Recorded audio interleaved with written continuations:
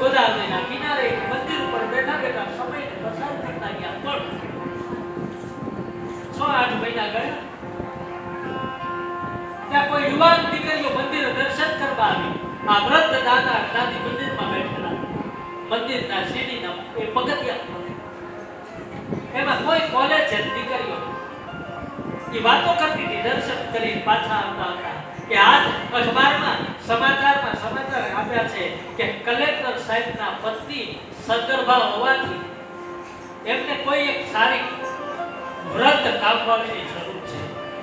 આહા, એટલે કોરાણીને પૂછ્યું, લાવો પૂછ્યું, બેન કોની વાત કરો છો? બોલે કલેક્ટર સાહેબના ઘરે છે. બેન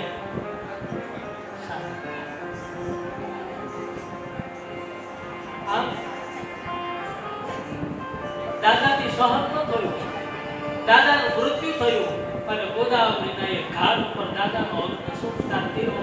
હવે માં એકલા છે ગોરાણી, અને ગમે એવી માં હોય છે, ગમે એવો દીકરો હોય, પણ માને તો એ વાલો જ હોય. હા, ગયા કલેક્ટરને સમાચાર આપો કે એક વૃદ્ધ માળી તમારે ત્યાં કામ કરવા માંગે છે. માં, તમારે અમારા પત્નીનું ધ્યાન રાખવાનું. તમારે કોઈ છોકરાઓ છૈયાઓ છે? માળીએ કીધું, તમે છો એ અમારા દીકરા છો, હવે કહેવાય તો નહીં. અને એમાંય કલેક્ટર સાહેબ એ જમાનાનો સમય એટલે જ્યારે કલેક્ટર સામા મળે ત્યારે લાજ કાઢવી પડે, મુકટ આડું કરવું પડે. એટલે વૃદ્ધ માતા ગોરાણીએ લાજ કાઢી કીધું, તમે છો એ અમારા દીકરા. હવે આજ પોતાના ઘરમાં પોતાના જ દીકરાને ત્યાં પોતાની માં કામવાળી બની રહે છે. ભલે કામવાળી તો કામવાળી, પણ આજ મારા રાજાના ઘરે રાજા આવવાનો છે ને, તો કદાચ હવે એક કળી કરમાઈ ન જાય ને, એટલે ભલે કામવાળી બનવું પડે. એટલે પોતાના દીકરાના વહુને કહે, તમારે આટલું જમાય, તમારે આવું જમાય, તમારે આટલું હલાય, તમારે આમ બેસાય. સંસ્કારોનું એવું સિંચન કરતા કરતા ક્યારેક ક્યારેક હોળી માથું ઓળી દે, ક્યારેક ક્યારેક માથામાં મીઠા હાથથી તેલ નાખી દે.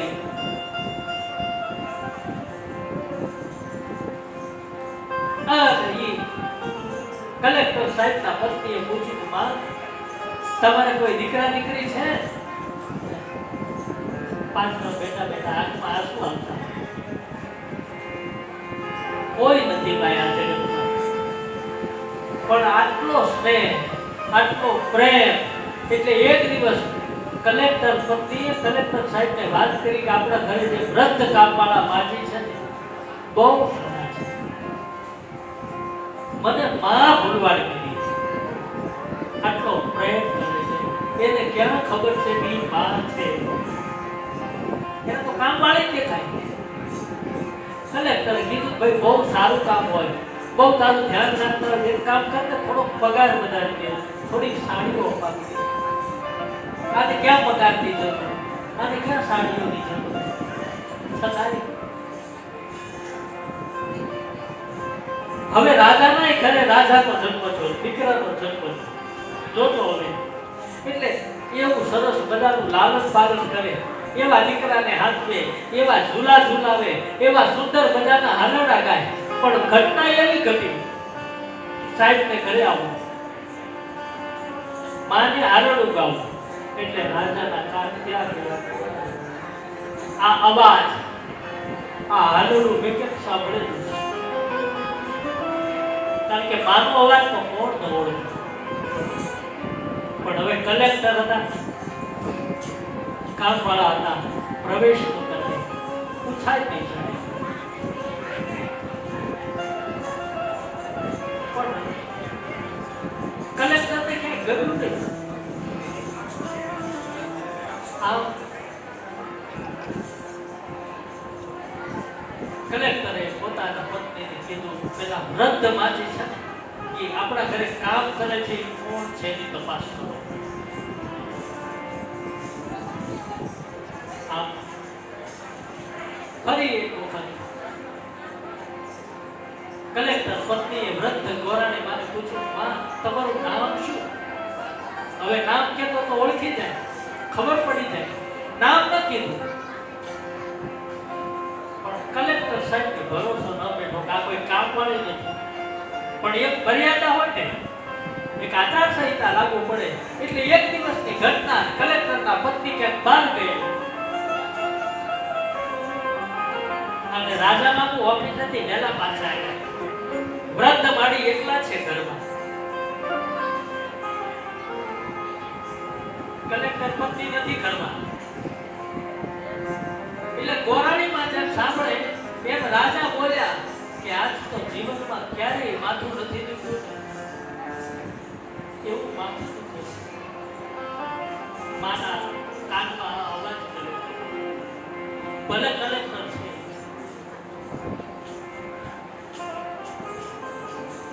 માએ કીધું કે ભાઈ કલેક્ટર સાહેબને કહો ને બહુ માથું દુખે છે, તો આપણા ઘરમાં કામ વાળી છે, માથું દબાવી આપણે. અને આને તો આ જોઈએ. સાહેબે હા પાડી. વૃદ્ધ માતા માથું દબાવવા આવે છે.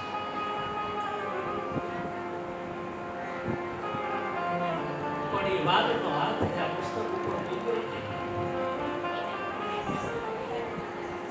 એક દિવસનું બાળક હતું અને જ્યારે હાથ મૂક્યો અને એમ કીધેલું કે રાજા કલેક્ટર પાસે, એટલે આજ કલેક્ટરના હાથ ઉપર મારે હાથ મૂક્યો. આંખોમાં ચોધારા આંસુ બહુ રડ્યા. માં બહુ શું આનું વર્ણન કરીએ મારું આપણે.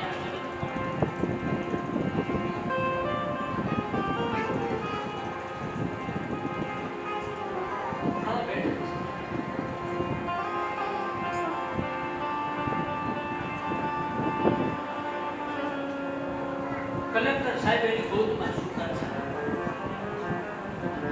મારા એક પછી એક આંસુ કલેક્ટરના ગાલ ઉપર પડ્યા.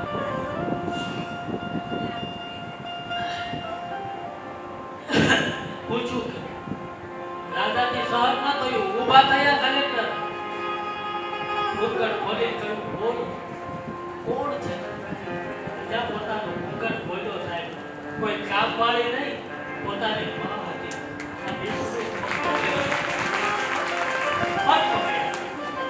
ઓહો, કલેક્ટર સાહેબ બહુ મારા પિતાજી ક્યાં? હવે પિતાનું વર્ણન આવ્યું. કીધું રાજા ઈ તારે ત્યાં આવ્યા હતા, ચોકીદારોએ ના પાડી, ચોકીદારોએ થપ્પડ મારી. એ એનું દુઃખ ન રાખ્યું, પણ રાજા એ દિવસે તે પેલી બારી બંધ કરી.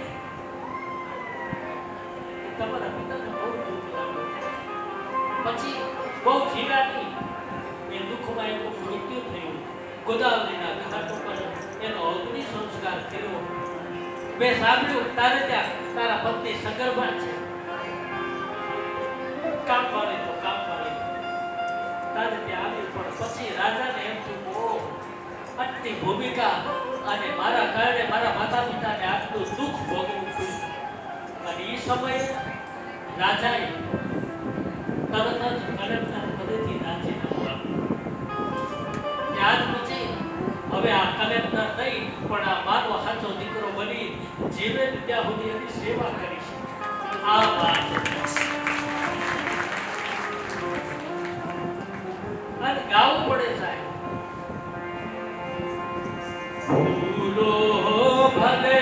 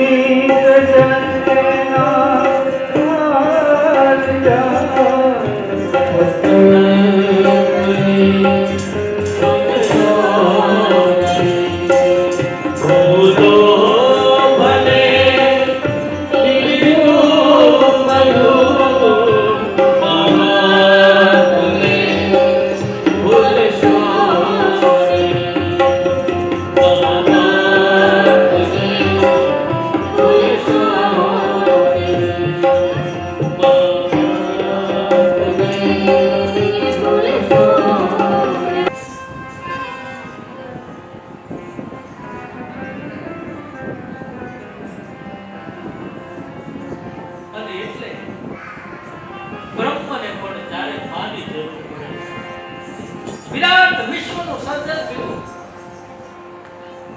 આદિ માનવ મનુનું સૃષ્ટિમાં સર્જન કરતા એને એમ થયું કે હવે મારાથી નહીં પોગાય. ત્યારે એ ભગવાને પણ માનું સર્જન કર્યું અને ભગવાનને પણ માની જરૂર પડી જાય.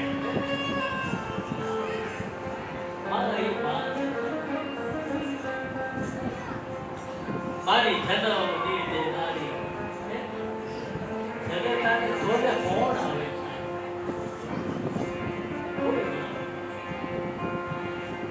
શાસ્ત્ર, પુરાણ, વેદ, ઉપનિષદ આ વિશે જેટલું ગવાયું ને લખાયું છે ને એટલું પિતા વિશે નથી લખાયું.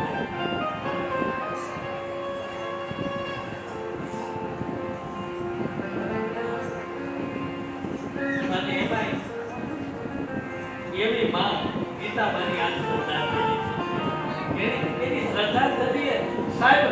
આજ મને તમને એને તરબોળ કરી દીધા છે. એને મારા તમારી આંખો પર કાઢી દીધી.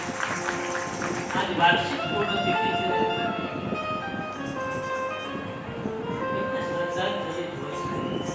આવડો પરિવાર બેઠો છે સાહેબ. આવા દીકરાઓ બેઠા હોય, 3 દીકરાઓ વહુઓ હોય, 8 ભાઈઓનો પરિવાર હોય સાહેબ. આ તો લીલી વાડી છે તમારા ઘરે. લીલો પરિવાર છે. ખેર આવી ભાગવતી ભાગીરથીના ગંગાના પ્રવાહમાં એ ગંગામાં જવું પડે સાહેબ. પિતૃની મુક્તિ માટે આજ તમારા પિતૃની મુક્તિ માટે ગંગા તમારે ત્યાં ભાગવત કથા રૂપી ગંગા તમારા આંગણે આવી છે. આના મોટું પુણ્ય અને આનાથી મોટી બીજી તૃપ્તિ કઈ હોય સાહેબ? કૃપા નો હોય. માટે ધન્ય છે જળ ભરું. રાધા રાહુગુણને પોતાના આપણે કઈ ફલાણા સાધુ તો ફરી થવાની કહી દે. આપણે આવું બોલીએ. આપણે એને ત્યાં ગયા હોય ને તો એ આપણને એમ કહી દે કાલે આવવાના હતા કેમ આજે આવ્યા? આ એનું વચન અને મારા તમારા ઉપરનો એટલો પ્રેમ છે. અને આવા સાધુ જ્યારે બહુ ભીડ થવા લાગે પછી એ શરીરને છોડી દે છે. પણ આખરે તો કોના માટે? તો કે સમષ્ટિના મારા અને તમારા ભક્તોના કલ્યાણ માટે. બસ જડ ભરતનું આવું જીવન છે. એને પોતાનું કલ્યાણ કર્યું અને રાજાનું કલ્યાણ કર્યું. હે રાજા, સમય થોડો છે, પાછો વળો અને બધા જ ભક્તોનો એક જ રટો થાય. આત્મશુદ્ધિ, આત્મકલ્યાણ. અને ભજનમાં જાત્રાએ જવું હોય તો પૈસો જોવે. હરિદ્વાર જવું, પ્રયાગ જવું, ચિત્રકૂટ જવું, ચારધામ જવું તો પેલો શું જોવે? પૈસા. બીજું સ્વાસ્થ્ય સારું જોવે. પૈસા તો હોય પણ શરીર કામ ન કરતું હોય તો એટલે પૈસોય જોવે, સ્વાસ્થ્ય તબિયતય સારી જોવે. ત્રીજું પૈસોય છે, શરીર સારું છે. શું જોવે? સમય જોવે. સમય ન હોય કારણ કે વ્યવહાર, પરિવાર, ઘર, કારખાના એટલે પૈસો જોવે, સ્વાસ્થ્ય જોવે, સમય જોવે અને ચોથું શ્રદ્ધા જોવે. ક્યાં ગયા છો તો સાહેબ? પણ આજે તો આપણું કેવું છે? કદાચ પહોંચી જવી હરિદ્વાર, પ્રયાગ, ચિત્રકૂટ, ગંગોત્રી, યમનોત્રી, બદ્રી, કેદાર આપણે પહોંચી જઈએ. પણ ત્યાં જઈને પાછા પાવભાજી પાણીપુરી ક્યાં છે એ ગોતીએ. બોલો ત્યાં ક્યાં ગુજરાતીનું ખાવાનું મળે? પહેલે આપણી વ્યવસ્થા કરીએ. ગંગાજીમાં સ્નાન કરીએ, ઉતરી ગઈએ નહીં. પહેલા હોટલ. કેવી હોટલ? તો કે સારી, ફર્સ્ટ ક્લાસ, 3 સ્ટાર, 2 સ્ટાર જેવી મળે પણ એસી એટેચ, ચોખ્ખાઈ હોય. એટલે પહેલા હોટલની વ્યવસ્થા. હોટલ મળ્યા પછી તો કે હવે આજુબાજુમાં કઈ પાછું નાસ્તા, પાણી, જમવાનું, ફાસ્ટ ફૂડ નહીં. યાત્રા એ શાના માટે છે? યાત્રા એ મારા તમારા જીવનની ભજનની માત્રા વધારવા માટે છે. શ્રીખંડ પૂરી પાત્રા માટે નથી. પણ ત્યાં જઈ ગોતીએ એ સાહેબ આપણે ગયા છો તો જે અને જાવ એક વખત કુંભમાં જે ગયા હશે એને ખબર જ છે ભગવાનની પ્રતિતિ શું છે એ આ જગતમાં આ કલિયુગમાં ક્યાંય જોવું હોય તો તમારે કુંભમાં જવું પડે સાહેબ. દેશ દેશાવરના વિશ્વભરના સાધુઓ એક જ કામ અલખની જ્યોતને જગાવી અને ભજન અને ભોજન ત્રીજું કોઈ કામ જ નહીં થાય, કોઈ કામ નહીં. અને હું લગભગ હું જાઉં છું એક જ વસ્તુ કરું છું, દર્શન કરું અને હું વિચારું કે કેમ થતું હશે, કેમ ખબર પડે કે કઈ છાવણીમાં કેટલા લોકો આવશે. એટલે તમારે રસોઈ કેટલાની બનાવવી, એટલે જોજો તમે 500 માણસની રસોઈ બનાવી હોય, કદાચ તમારે ત્યાં 1500 માણસ આવી પ્રસાદ લઈ જાય ને તો પ્રસાદ ઘટે નહીં સાહેબ આ કુંભની મહિમા. અને કદાચ તમે 2000 માણસની રસોઈ બનાવી 500 માણસે પ્રસાદ લીધો તો વધે નહીં. આ બ્રહ્મની પ્રતિનિધિ થાય. અને એવા ભજના નથી કોના માટે? સરકાર જે ન કરી શકે એ આપણા સાધુઓ કરોડોની માત્રામાં સેવામાં અર્થ વાપરી રહ્યા છે, પૈસા વાપરે છે. હેતુ તો કે એક અને એક માત્ર. પણ ત્યાં જઈ આપણે અહીંયા પીઝા મળે છે, અહીંયા પાણીપુરી મળે છે, આના છોલા ભટુરા કે બહુ સારા ભટુરા જેવા થયા તોય ભટુરા મૂકતા નથી. પણ આનંદ માટે ફરી એક વખત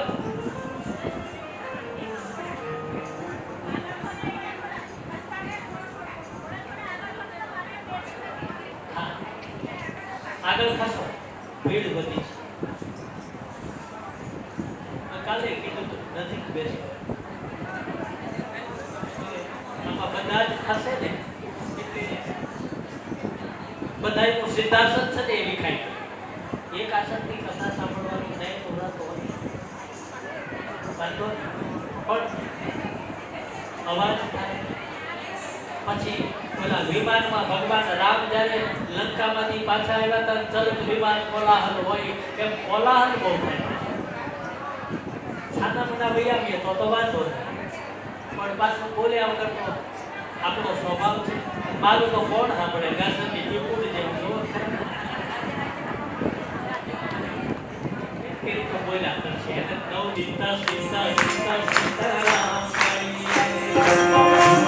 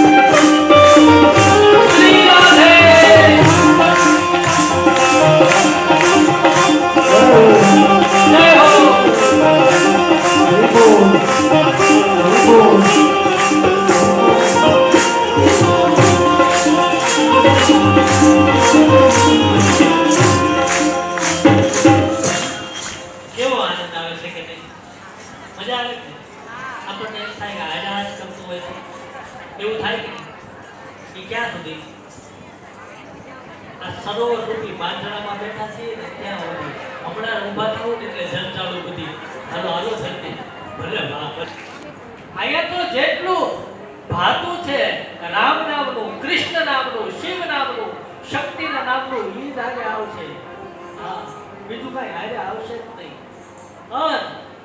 એટલે કીધું તું ગઈકાલે કે તાલ બ્રહ્મ અને નાદ બ્રહ્મ બે એક સાથે થવું જોઈએ. અને અમે જઈએ બીજે મોટા મોટા સિટીઓમાં તો આપણે એને ધૂન બોલાવીએ ને કોઈ ઉત્સાહ જ નહીં બોલે. એ આમ પૂછી પૂછી તાળી પાડે. આપણને એમ થાય કે બીજા હાથે વાગી જતું હશે. એમ કેવી રીતે તાળી પાડે છે જાણે મનમાં ઓલું સીએ છે. મનમાં તાળી ત્યારે હું કહું કે ધૂન કોને કહેવાય, ભજન કોને કહેવાય, કીર્તન કોને કહેવાય, તાળી કેમ પડાય એ તમારે જોવું હોય તો એક વખત અમારી બાજુ આવવું પડે. આ તો આવ માઈક આવીને જે તાળીઓ પાડે, ધીરે ધીરે બોલે અને ધીરે ધીરે વગાડે ત્યાં તો અમે ક્યાંય પહોંચી ગયા હોય. એમ ભગવાન પડે, એમ ભજન થાય. હાવ આમ નહીં, હૃદયના આર્તનાદના ભાવથી, ઊંડાણના ભાવથી. પછી તો અમને ત્યાં એમ લાગે કે કોઈ કથા મંડપમાં ધૂન નહીં, કોઈ હોસ્પિટલમાં ધૂન બોલાવતા હોય એવું લાગે. હા, અને એટલે અહીંયા આનંદ આવે, એટલે મજા આવે. જપો સીતા સીતા સીતા સીતારામ જય હો હે જપો રાધે રાધે રાધે રાધે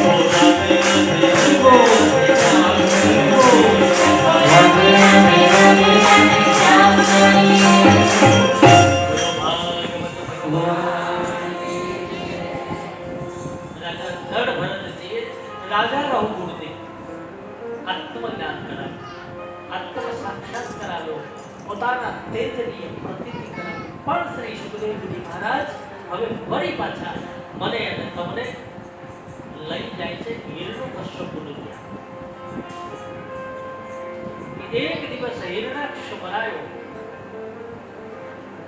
અતિ ઉત્પાત મચાવ્યો, હાહાકાર મચાવ્યો. ભગવાન વરાહે હિરણાક્ષને માર્યો અને હિરણાક્ષને માર્યા પછી પોતાનો જ ભાઈ હિરણ્યકશ્યપુ એના અંદર રાગ દ્વેષ ઉત્પન્ન થયો.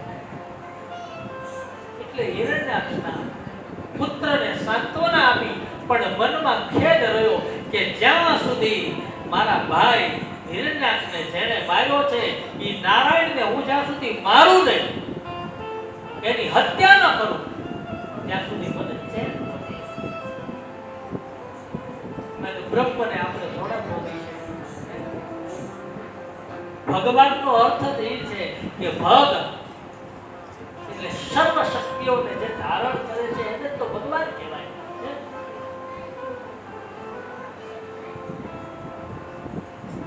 હિરણ્યકશ્યપુ એને કહ્યું કે નહીં, એક દિવસ, કારણ કે 4 પુત્રો હતા અને એમાં સૌથી નાના પુત્ર પ્રહલાદ.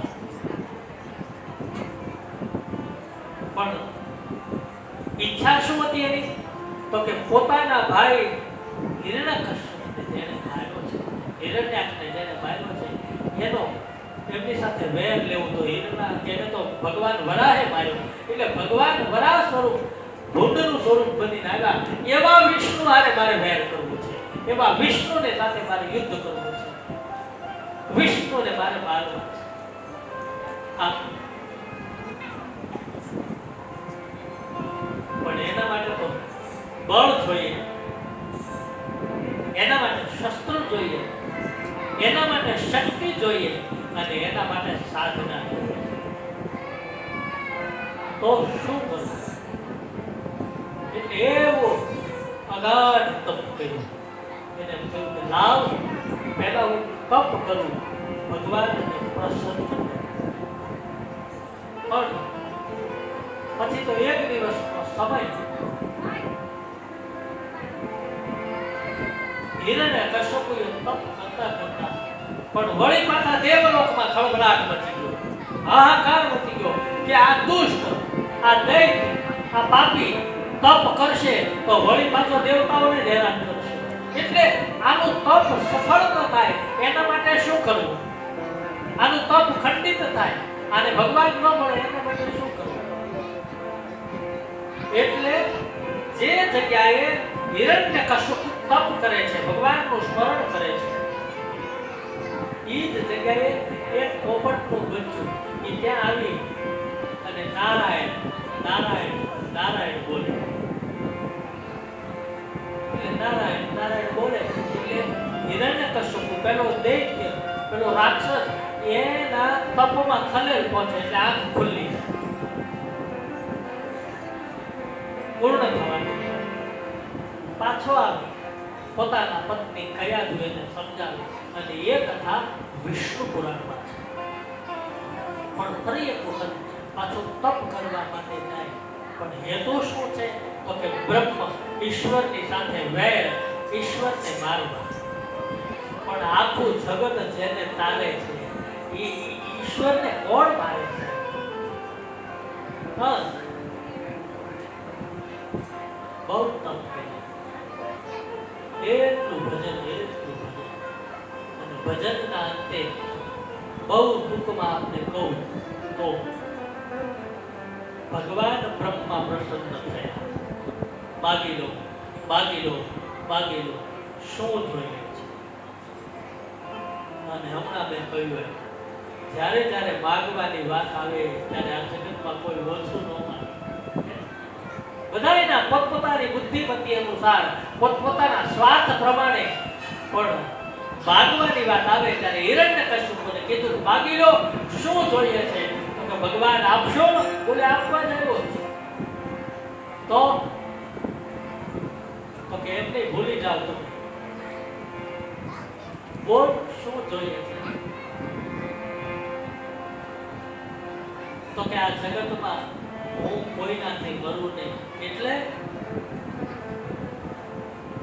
તો કે ભગવાન હું નરથી પણ ન મરું અને નારાયણથી પણ ન મરું.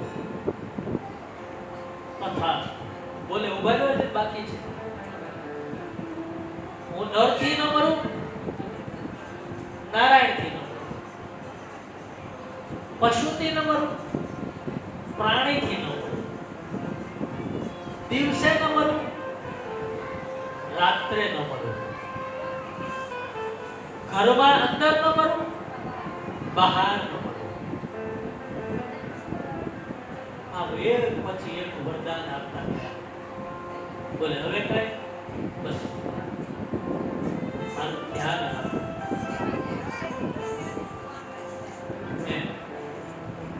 તથાસ્તુ, પાછો યાદ રાખજે, કાંઈ વાંધો જેવું વરદાન જેવું ભગવાન પ્રસન્ન થયા. પણ એક વખત પ્રસન્ન થયા પછી હિરણ્યકશ્યપ છાપતો બન્યો, અંધ બન્યો, મહાન બન્યો અને આખા નગરમાં આકાર મચાવવા મળ્યો. કારણ કે હવે હિરણ્યકશ્યપના રાજની અંદર એક જ વાત, કોઈએ નારાયણના નામનું સ્મરણ નહીં કરવાનું, કોઈએ યજ્ઞ યાગાદિ હોમ હવન પૂજા કઈ કરવાનું જ નહીં. કેમ? તો કે નારાયણ તો એ દ્વેષી છે, નારાયણ તો વિરોધી છે. એટલે ભગવાન નારાયણનું, ભગવાનનું હરિનું સ્મરણ નહીં કરવાનું. અને જે આશ્રમની અંદર, નગરની અંદર, મંદિરોની અંદર ભગવાનની પૂજા અર્ચના, ધૂન સ્તુતિ આ થતું હોય એની હત્યા કરવાની. આવો આખો હાહાકાર. દેવલોકમાં જાય તો દેવલોકમાં દેવતાઓની સાથે, ઇન્દ્રની સાથે ઇત્યાદિઓ ઘમાસાણ યુદ્ધ કરે, પરાસ્ત કરે. બોલે હવે તો આ જગતમાં કોઈ સમર્થ હોય તો એ હું છું. તમારો ક્યાં છે તમારો નારાયણ? ક્યાં છે તમારો હરિ? ક્યાં તમારો ઈશ્વર? ભગવાન ની કહેવાય, કારણ કે એને વરદાન માંગ્યું છે કે દરથી ન મરું ને નારાયણથી ન મરું. તો ભગવાન કે મારે જવાય નહીં, હું આને મારી ન શકું. આખા ગામડાને આગ લગાવવા લાગ્યો, ગૌઓની હત્યા કરવા લાગ્યો, બેન દીકરીઓની લાજ શિયાળ લૂંટવા લાગ્યો અને હાહાકાર થયો, ધરતી જાણે અકળાણી હોય અને ભગવાન કહેતું હોય ભગવાન હવે આ દૈત્ય, આ દુષ્ટ, આ પાપી, આનો ભાર અમારાથી સહન થતો નથી. ભગવાન કે રાહ જુઓ, હજી તો બહુ વાર છે. એ એકદમ સીધું ન પડે છે. પણ હવે પોતાનો પુત્ર પ્રહલાદ પાછો પોતાના રાજ સિંહાસન ઉપર બેઠા બેઠા 4 દીકરા, નાનો પ્રહલાદ કીધું કે આને વિદ્યાભ્યાસ કરાવે, આને શાસ્ત્ર કરતા શસ્ત્ર અભ્યાસ કરાવે.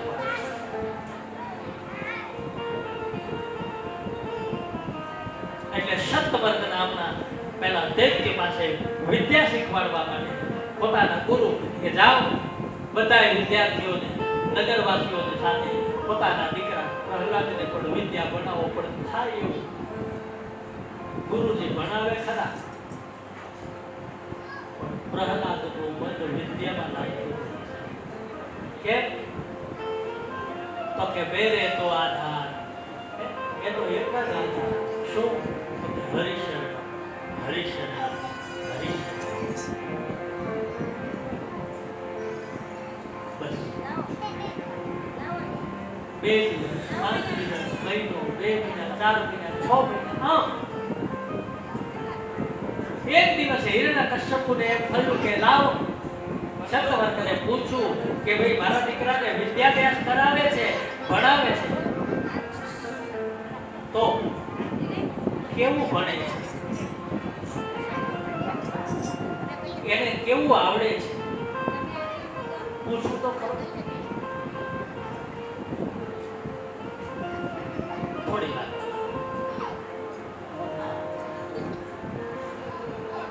ગુરુને બોલાવ્યા, પ્રહલાદને બોલાવ્યા. ભાઈ વિદ્યાભ્યાસ કરવા માટે જાય છે, તને કઈ આવડે છે? શું શીખ્યો? ગુરુદેવે તને શું શીખવાડ્યું? હવે એ ગુરુદેવે શું શીખવાડ્યું ત્યારે હવે પ્રહલાદજી પોતાના પિતાને શરીર ધર્મ શીખવાડે છે. હે પિતાજી, આ શરીર શાસ્ત્ર, આ જગત આખું મિથ્યા છે અને સત્ય એક બ્રહ્મ છે. આવી વાતો કરવા લાગ્યો ધર્મની. એટલે એને થયું કે આ ધર્મની વાતો કરે છે, આને હું શિક્ષા દેવા માટે મોકલ્યો છે, અને જે નારાયણનો મને દ્વેષ છે, જે નારાયણનો, જે વિષ્ણુનો મને વિરોધ છે, એ વિષ્ણુની વાતો કરે છે. એટલે સત્યવર્ગને કીધા શું મારા છોકરાને શીખવાડ્યું? બોલે મહારાજ અમે તો એને આવું કઈ શીખવાડ્યું નથી, આ તો અંતરથી આવે. આ તો આ નારાયણનું નામ આપણા રાજ્યમાં એ તો તમારો વેરી છે. અમે થોડું ભગવાનનું નામ લઈએ, અમારા માટે તો તમે જ અમારા ભગવાન, કારણ કે વખાણ કરવા પડે, નકર હિરણ્યકશ્યપુ મારી નાખે. હા જાઓ ફરી એક વખત મારા રાજ્યની અંદર, મારા દેશની અંદર વિષ્ણુ નારાયણનું ક્યાંય નામ ન હોવું, કેવલ મારું સ્મરણ હોવું જોઈએ. ફરી એક વખત પ્રહલાદ પાછા સ્કૂલે જાય, પોતાના બાળ સખાઓ, મિત્રો, પોતાના સતવર્ગ ગુરુદેવ જ્યારે હાજર ન હોય ત્યારે પ્રહલાદનું કામ શું છે?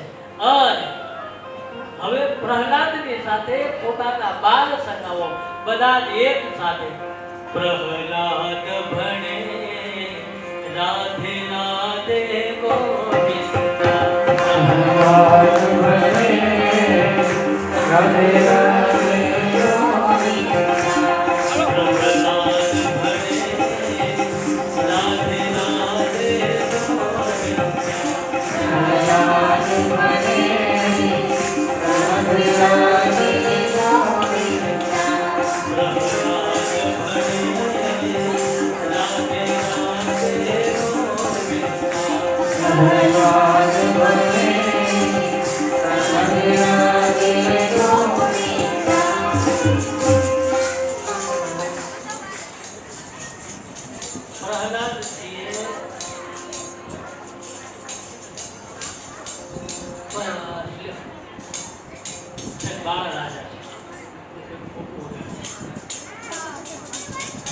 પ્રહલાદજીએ સ્કૂલની અંદર, શાળાની અંદર શ્રી કૃષ્ણના નામની, નારાયણના નામની ધૂન ચાલુ કરી. બોલ અને પોતાના ગુરુદેવને ખબર પડી ઓહો કોણ છે પાછા જોયું બંધ ચૂપ બધાને ચૂપ કરી દીધા બધા બંધ થયા પોતાના ગુરુને થયું કે ક્યાંક હિરણ્યકશ્યપુને આ વાતની ખબર પડશે કે પોતાનો પુત્ર નારાયણનું નામ લે છે હરિના નામનું સ્મરણ કરે છે એ ધૂન કરે છે અને પોતાના બધા સખા મિત્રોને પણ ધૂન કરાવે છે તો વળી પાછી મુશ્કેલી થાય ફરી એક વખત હિરણ્યકશ્યપુએ પોતાના પુત્રને બોલાવી કીધું ફરી એક વખત લાવ તપાસ કરું કે ભાઈ શાસ્ત્ર વિદ્યા શબ્દ વિદ્યા આની પાસે કેટલું જ્ઞાન છે કેટલું સમજાય છે કેટલું આવડે છે કેટલું નથી આવડતું એટલે વળી પાછું પૂછવામાં આવ્યું હે બેટા તું ભણવા જાય છે તને બધું સમજાય છે તને બધું આવડે છે અને જ્યાં શિક્ષણમાં પૂછવાની વાત આવે ત્યારે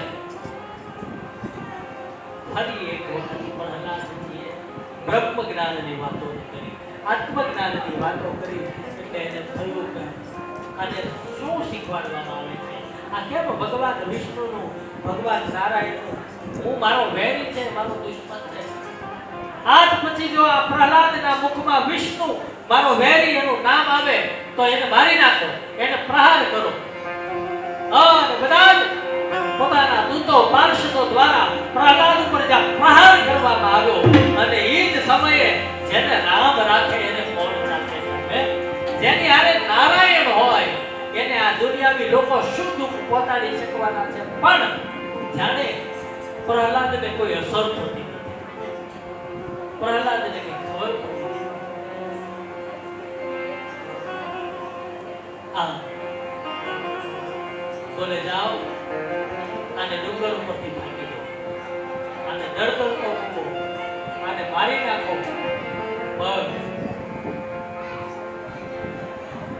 હરિનો આશ્રય હોય પરમાત્માનું જેને શરણ હોય પૂર્ણ ભરોસો હોય એનો કોઈ વારે વાતો નથી આજ પછી મારા રાજ્યની અંદર કોઈ જો વિષ્ણુ નારાયણનું સ્મરણ કરશે તો એની હત્યા કરવામાં આવશે હવે નામ સ્મરણ પ્રહલાદજી કરે અને તકલીફ પોતાના ગુરુદેવને પડે ગુરુદેવને ચિંતા કરી કે આ હું શીખવાડતો નથી હું આને ના પાડું છું પણ જ્યારે અંતરથી આર્તનાદ થાય ત્યારે એને કોણ પહોંચે છે ફરી એક વખત વળી પાછા પ્રહલાદ પોતાના સખાઓ અને મિત્રોની સાથે જ્યારે ભેગા થાય ત્યારે પ્રહલાદ ભણે રાધે રાધે ગોવિંદા પ્રહલાદ ભણે રાધે રાધે ગોવિંદા પ્રહલાદ ભણે રાધે રાધે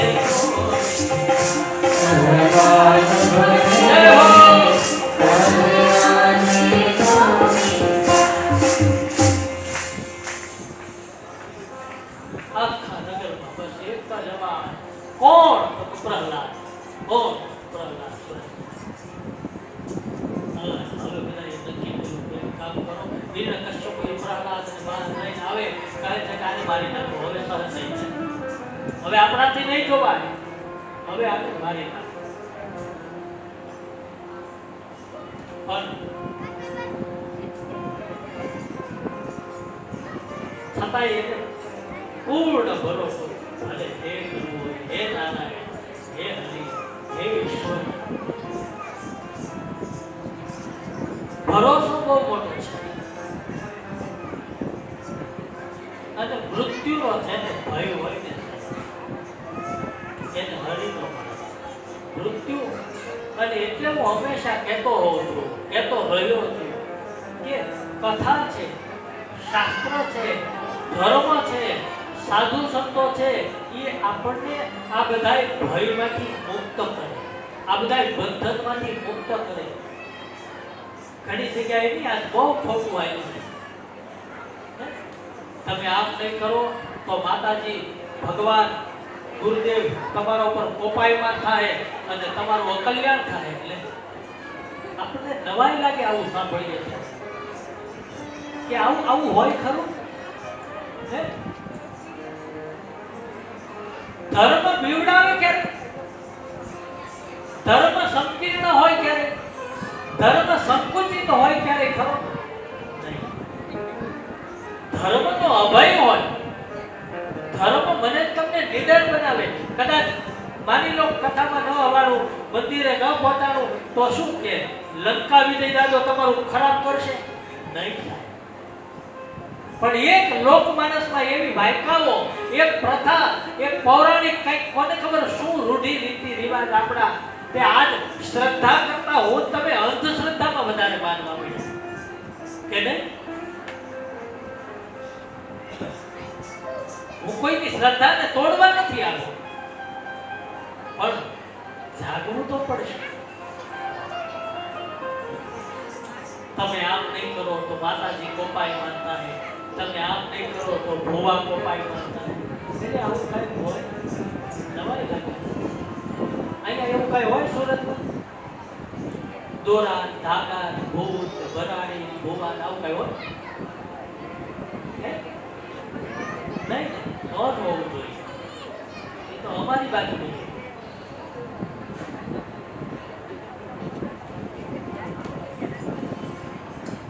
કેવા ધોળે બોલો અમારે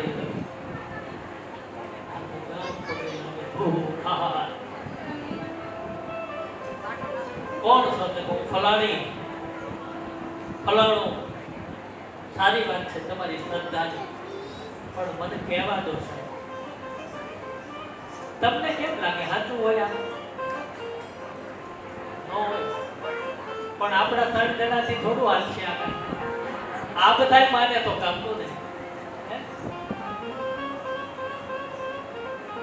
તમારી શ્રદ્ધાને પ્રણામ, પણ હું એમ કહું કે અખિલ બ્રહ્માંડ ભાંડોદરી હે આદ્ય શક્તિ જગત જનની માં, એક વાત કહું વચ્ચે. આજે ઘરે જઈને ગયા વખતે કીધું કે ઘરે જઈને આપણો પેલો ઇલેક્ટ્રિક પ્લગ હોય ને જેમાં પિન ભરાવીએ, એમાં એક આંગળી ભરાવી સ્વિચ ચાલુ કરજે. કેમ ન કરાય? એમાં શું વાત? પ્લગમાં આંગળી અડાડજો સહેજ અમથી, કેવો આમ ધ્રુજારી ઉપડે, શોખ લાગે. એ પ્લગમાં કઈ આંગળી અડાડવાથી માણસ મરે નહીં, ખાલી આમ જર્ક આવે, શોખ લાગે, આમ ધ્રુજારી ઉપડે. હવે તમે વિચાર કરો, એક ઇલેક્ટ્રિસિટીના પ્લગમાં એક સહેજ આંગળી અડવાથી એટલી ધ્રુજારી આવી જતી હોય, શરીરમાં પંચર પડી જતા હોય, શોખ લાગે. તો અખિલ બ્રહ્માંડ ભાંડોદરી મારા તમારા શરીરમાં આવે ને, આ શરીર ફાટી જાય. આપણે જીતવી આપણી તાકાત નથી, આપણી હેસિયત નથી કે આપણે એને રોકી શકીએ. પાછા કે મને ફલાણા માતાજી આવે, અમને તો દયા આવે. તમને માતાજી આવે ને દાણા નાખે, તારું આમ થશે, તારું આમ થશે, તું આમ. એટલે માતાજી હોય બીવડાવે નહીં, માતાજી હોય વાલ કરે, માતાજી હોય હેત કરે, માતાજી હોય ને તો કલ્યાણ કરે સાહેબ કે નહીં? આ તો બીવડાવે. બોલો નવાઈ લાગે? આવી અંધશ્રદ્ધામાં જો માનતા હોય ને તો સાહેબ બહાર નીકળી જાજો, ખોટી વ્યવસ્થામાં, ખોટી શ્રદ્ધામાં. દોરા બાંધે, ધાગા બાંધે. હવે આખા ગામનું બાંધે, એનું પોતાનું કેમ નહીં બાંધતો હોય? હે? અને એમાંય નવાઈ લાગે છે, બીજે જોડતો હોય માણસ.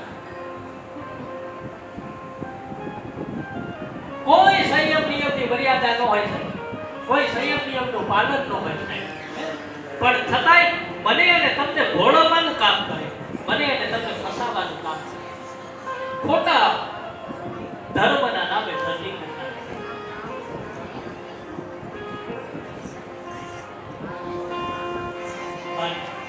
પ્રહલાદ ભણે રાધે રાધે રાધે રાધે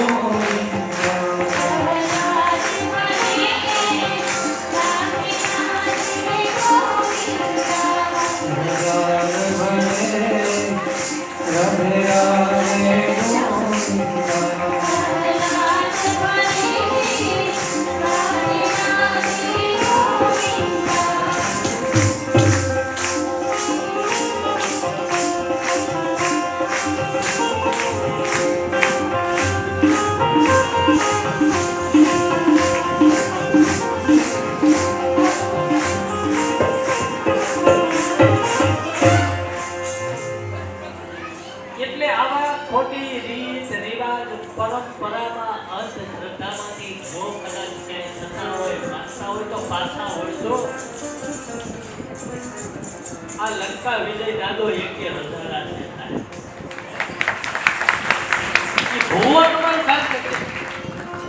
આપણે પગે લાગી તો જોજો ને આરતીથી પગ નો ધોયા હોય ને એવો તેના પગ હોય.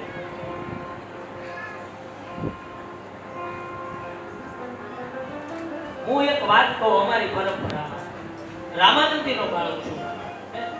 તમારે સાધુ બ્રાહ્મણોનું સંતોનું કામ હું તો કે સવાર બપોર અને સાંજ ઠાકર મંદિરમાં રામ કૃષ્ણની પૂજા કરતા કરતા અમારી પેઢીઓ કેટલી આમાં તમને કહું રામ શરણ થઈ છતાં એમને રામ નો આવ્યા, કૃષ્ણ નો આવ્યા, હનુમાન નો આવ્યા અને ઓલો નાતો નો હોય ને એને બધું આવે. ઠીક છે પણ આવી અંધશ્રદ્ધા આવી વાહિયાતમાં એક વખત હરિના શરણમાં જાવ સાહેબ. આસુરી વૃત્તિ એ તમારાથી દૂર રહેશે. અહીંયા પ્રહલાદ ઉપર અનેક પ્રકારના યત્નો કર્યા, પ્રયત્નો કર્યા કે પ્રહલાદને મારી નાખો, પ્રહલાદ ઉપર પ્રહાર કરવાની વાતો કરે. પણ પ્રહલાદને જેની સાથે સાક્ષાત નારાયણ હોય અને નારાયણ જેની સાથે હોય સાહેબ એનો કોણ વાળ વાતો કરે? કેમ તો કે એને એક જ ભરોસો છે. શું? પ્રહલાદ ભણે પ્રહલાદ ભણે રાધે રાધે મોરી પ્રહલાદ ભણે રાધે રાધે પ્રહલાદ ભણે રાધે રાધે. અરે સમયે આખી સભાની અંદર હિરણ્યકશ્યપુએ કીધું કે આજ પ્રહલાદને મારી નાખો. પણ પ્રહલાદ સત્ય ઉભા છે. કેમ તો કે એને એના હરિ ઉપર પૂર્ણ ભરોસો છે. અને હિરણ્યકશ્યપુએ એક લાલ કોમ અગ્નિવાથી એક થાંભલો તૈયાર કર્યો અને કીધું કે આ થાંભલાની અંદર તારા નારાયણ છે. બોલે તને ચારે કોરા ઈશ્વર દેખાય છે, ચારે કોર તને તારા નારાયણ દેખાય છે, તો પછી આ થાંભલામાં તારો ઈશ્વર હશે ને? પકડી લે તારે. પણ એક ક્ષણ વારની અંદર એ લાલ ગોમ અગ્નિ સ્વરૂપ એ થાંભલાની અંદર એ બાળ સ્વરૂપ પ્રહલાદને એક કીડીઓને લાઈને દેખાડી. ઓહો ધન્ય છે મારા નારાયણ કે આ લાલ સતક થાંભલાની અંદર જો કીડીઓ હાલતી હોય તો મારે આલિંગન કરવામાં શું વાંધો? અને એ સમયે આ પ્રહલાદે એ સ્તંભને આલિંગન કરવાની તૈયારી અને એ જ સમયે વિચાર આવી ભયંકર ઘટના થઈ કે થાંભલો ફાટ્યો. વિશાળ સ્વરૂપ અને એ સ્વરૂપની અંદર ભગવાન દર્શન પ્રગટ થયા. જ્યારે ભગવાન દર્શન પ્રગટ થયા પણ ત્યાં તો હિરણ્યકશ્યપુને કહ્યું કે આ શું, આ કેવું સ્વરૂપ? આવું આજ સુધી જોયું નથી. એટલે હિરણ્યકશ્યપુના એ પાર્ષદો એમના દાસદાસીઓ એ તલવારો ગદાઓને લઈ અને યુદ્ધ થયું. અને એ જ સમયે દર્શન ભગવાનને તો જરૂર હતી તો એ હિરણ્યકશ્યપુની હતી. પરસ્પર ગદાઓથી દ્વંદ્વમય ઘમાસાણ યુદ્ધ થયું. આમ દિવસભર યુદ્ધ ચાલતું રહ્યું. સંધ્યાનો સમય અને સંધ્યાના સમયે ભગવાન નરસિંહે હિરણ્યકશ્યપ ઉપર એવો ગદાનો પ્રહાર કર્યો અને પ્રહાર કરી પકડી અને પોતાની જાંઘ ઉપર બેસાડ્યો. હિરણ્યકશ્યપ કાઢ પેલી ચિઠ્ઠી કાઢ. કઈ તો કે પેલા વરદાન માંગ્યા હતા ને, કાઢ. શું છે તો કે તે વચન માંગ્યું તું. શું માંગ્યું તું? દિવસે ન મરું, રાત્રે ન મરું. તો અત્યારે દિવસ નથી, રાત્રિ પણ નથી.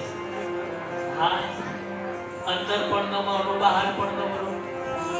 તો અંદર નહીં, ઘરમાં નહીં, બહાર નહીં. ક્યાં તો કે ઉપરાની વચ્ચે.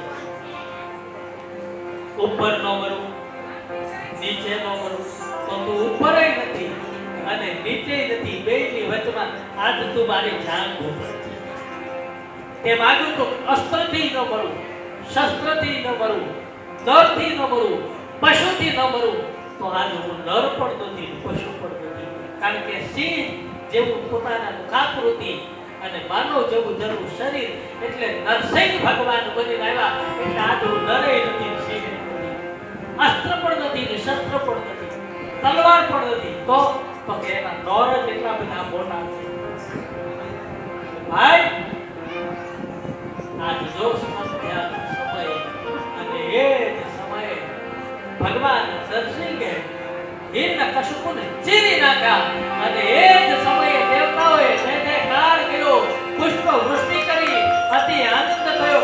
બોલીએ શ્રી નરસિંહ ભગવાન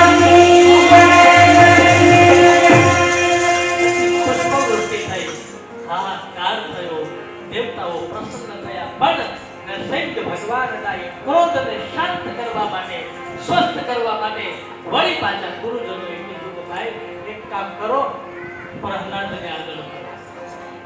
એટલે વળી પાછા પ્રહલાદજીને નરસિંહ ભગવાનની સન્મુખ જ્યારે લાવ્યા, એમની પાસે બેસાડ્યા, આનંદ થયો, સ્તુતિ પ્રાર્થના કરી. જેમ જેમ નરસિંહ ભગવાનનો એ ક્રોધ સ્વસ્થ થયો, શાંત થયો, ફરી એક વખત આનંદ થયો. કારણ કે ભગવાનને પોતાના ભક્તોને પ્રેમ મળ્યો, આશીર્વાદ મુક્તિ કરી, આનંદ થયો, સ્વસ્થ કરે. પ્રહલાદજીને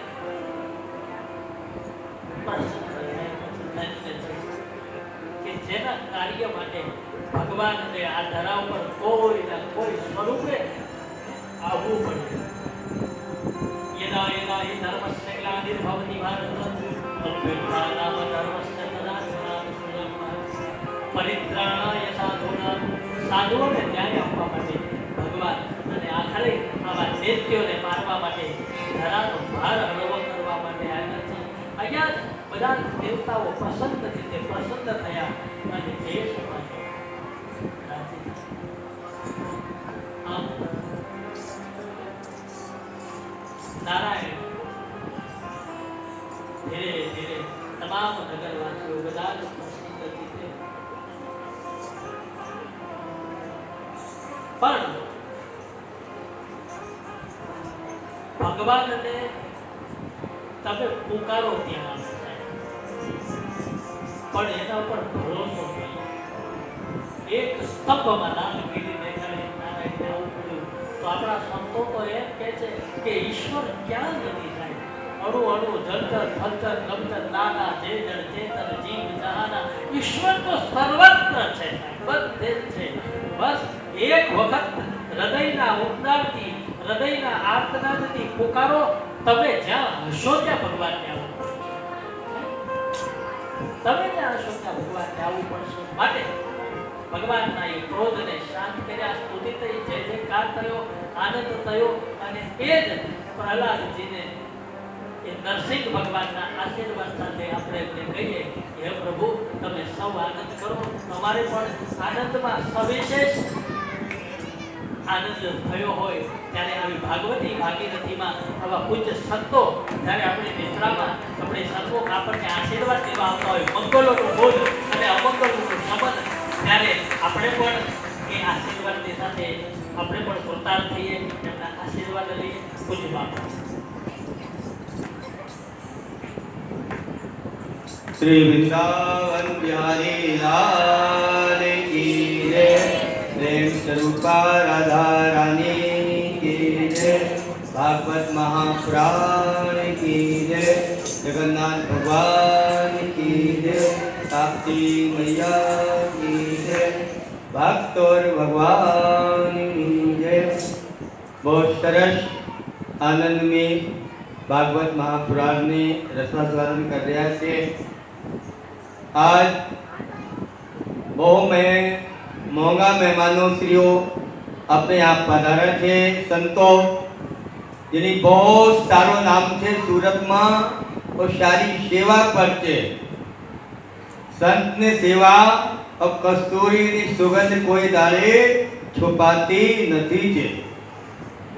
એવી રીતે પરમ પૂજ્ય વંદની મારા મિત્ર હૃદય પૂજપાદ લક્ષ્મણ જ્યોતિજી महाराज, प्राणनाथ हॉस्पिटल, बहुत सरस અને પરમ પૂજ્ય વંદની દિવ્ય દર્શન ઇતિહાસ ને સંતોની યાદ આવી જાય કહે છે દરસ પરસ और મંજન પાના હરે પાપ કહે ભીત પુરાવા એવા દિવ્ય મહાપુરુષ પૂજપાદ મહાન શ્રી સંતદાસજી महाराज परम पूज्य वंदनीय प्रातः स्मरणीय यज्ञ सम्राट खूब यज्ञ कराता हुए महाराज जी राजस्थान होए एमपी होए गुजरात की धरा होए परम पूज्य वंदनीय 1008 महामंडलेश्वर संतदास जी महाराज जो कई आश्रम भारत वर्ष में निर्माण किया गौशाला अन्य सतत तत्पर होए थे एवा संतों आ पदार्पण थयो छे साथे सबने लालीला एवा गणेश उत्सव समितिना प्रमुख अनिल भाई बिस्कुट वाला बहुत सरस जारे गणेश उत्सव 1-2 महीना से 5000 ની છોકરાઓ નિસ્વાર્થ સેવા કરતા હોય છે એવા અનિલ ભાઈ પધારા તો आओ पहले अपना संतों ने स्वागत करिए ते પછી आशीर्वाद हार और चादर लाइए फटाफट बीजो कि आज अपना जे सप्ताह समर रहा है परम पूज्य वंदनीय लक्ष्मण ज्योति जी महाराज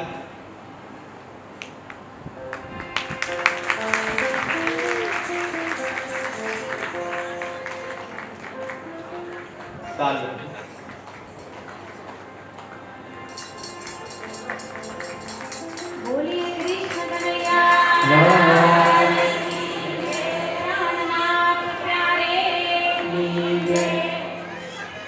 परम पूज्य वंदनीय प्रातः स्मरणीय पूजपाद संतदास जी महाराज पंचमुखी हनुमान अभी ત્યાં મહિલા મંદિર દ્વારા સરળ શબ્દાથી હનુમાન મહારાજ ચાલુ રાખો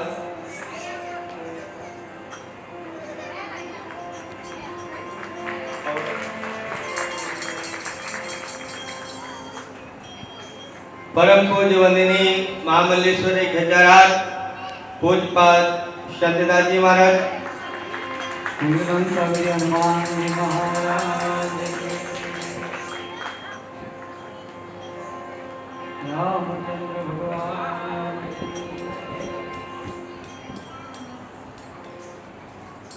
साथी गणेश उत्सव समिति ने प्रमुख श्री अनिल भाई बिस्कुट वाला